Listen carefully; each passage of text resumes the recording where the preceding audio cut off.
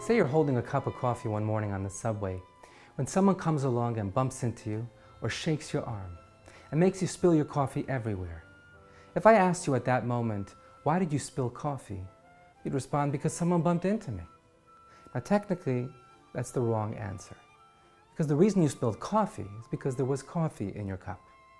Had there been tea in your cup, you would have spilled tea. You see, whatever is inside the cup you're holding in life is what will spill out when you are knocked off your course. When life comes along and shakes you, and it will, whatever is inside of you will come out. It's easy to fake it until we get rattled, no? So long as the roads in our life journey are smooth and straightforward, and we can see where we're going, there are no detours, no roadblocks or dead ends, we can ignore what's inside our cup.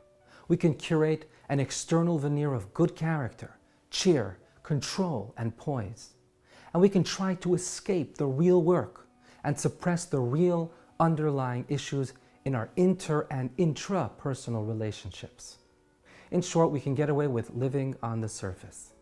But when we encounter those bumps and curves, when life comes to an unsettling halt, as it did in March of this year, and there's nowhere to run and no place to hide, it's then that we are forced to ask the toughest question in life: what is in my cup?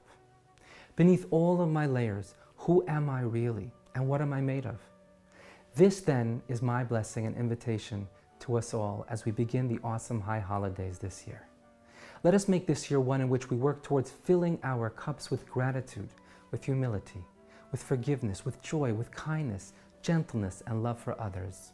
And in this merit, may Hashem follow the custom to pour the Kiddush wine to the point of overflowing and fill up our cups of life with overflowing blessing, bringing forth for you and your loved ones a year filled with excellent health, prosperity, and nachas for all. Shana Tova.